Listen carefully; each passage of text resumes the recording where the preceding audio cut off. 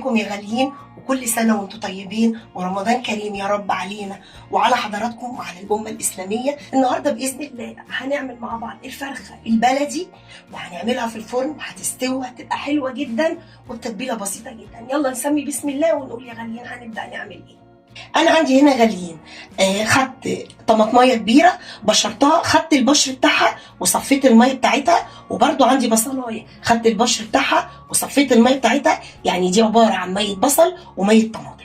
اتفقنا كده. البهارات اللي عندي فلفل اسمر، وعندي معلقه كزبره كبيره، حاجه بسيطه قوي من الحبهان، معلقه سكر، معلقه ملح، ونص معلقه قرفه، وربع معلقه جوز الطيب. جوز الطيب بتدي ريحه حلوه جدا. هنعمل كده بطانه حلوه كده او ارضيه حلوه للفرخه عشان تستوي ومش هتتلسع وهتبقى حلوه جدا. فانا عندي هنا طماطم حلق، وعندي بصل، وعندي فلفل. دي الارضيه اللي هنحط عليها باذن الله الفرخه بتاعتنا. وما ننساش اهم حاجه الليمونه، بتدي تيست حلوه قوي. بس انا عندي الليمونه دي كنت شايلاها في الفريزر، فانا قطعت الحته دي وهبشرها باذن الله على الخلطه الحلوه اللي احنا هنعملها دي. ويلا نسمي بسم الله ونقول يا غاليين هنبدا نعمل ايه. بصوا بقى يا غاليين، انا هبدا احط هنا ادي الطماطم، العصير بتاع الطماطم بالبصلايه، واحط زي ما اتفقنا كده عشان بس هو الليمون ناشف بس شويه، فانا عشان كده هبشره. لكن لو في نص ليمونه عادي هنعصرها برده. بصوا حبايب قلبي حلو قوي كده، يعني بمعدل نص ليمونه انزل بس البشر بتاعها. اتفقنا كده. هاخد كل بقى البهارات اللي انا قلت لحضراتكم عليها وهبدا احطها على العصير الحلو اللي احنا عاملينه ده. تتبيله بسيطه ما فيهاش اي حاجه، بس في الاخر بتدي طعم حلو جدا. معلش شغالين الكاميرا فصلت وانا بصور. انا سيحت حته زبده صغننه قوي، كمان عليها حته تومه صغننه كده بتدي برده ريحه حلوه قوي. وهقلبهم برده كده ونبدا بقى نحشي الفرخه بتاعتنا الحلوه دي. اتفقنا كده. حبايب قلبي بصوا يا غاليين، طبعا انا قلت لحضراتكم قبل كده انا لما بغسل الفرخه بفتح كده بين الجلد واخد من هنا كده من عند الدبوسه كده، شايفين الحته دي، واغسلها كويس قوي. اتفقنا كده. هبدا بقى اسمي بسم الله واخد من التتبيله الحلوه دي واحط كده من الفرخه من جوه. انا كده حشيتها او حطيت التتبيله دي من جوه. هبدا باخد بقى التتبيله دي كده من جوه الفرخه كده، شايفين منين قوي كده. وعشان دي فرخه بلدي فانا هعمل بس بالسكينه كده فتحات بسيطه عشان تستوي مني اكتر. بصوا حبايب قلب ام محمود، هفتح كده اهو كده، بحيث بس انها تدي طريان للفرخه. ومن هنا من جوه كده الدبوسه برضو هفتحها كده بصوا حبايب قلبي الدبوسه معايا اهي هشقها بس شقه بسيطه كده عشان التتبيله بس تخش جواها.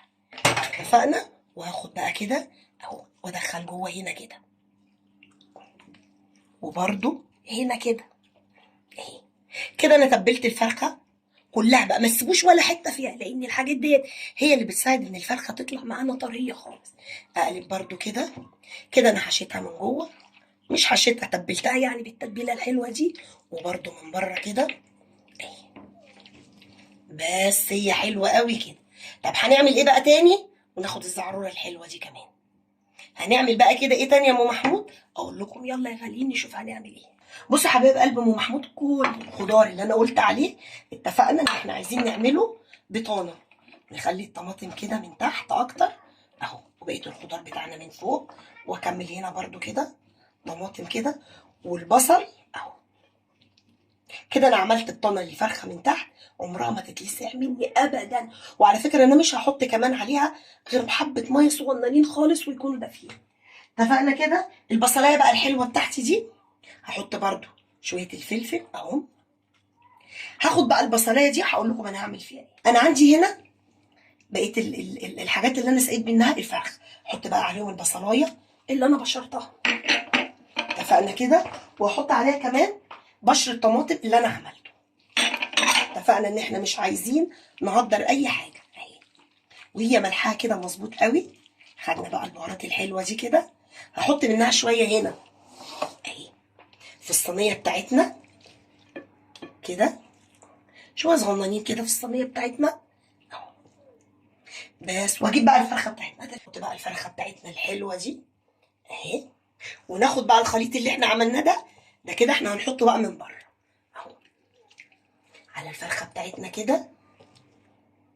ولو حطينا هنحط شويه ميه سخنين صغننين خالص، وبقيه الخليط ده بتاعنا كده اهو. ايه رايكم بقى؟ هتطلع فرخه حلوه جدا زي الفراخ البيضه بالظبط اللي بنجيبها اهي. حلوه قوي كده، مش عايزين نرمي حاجه.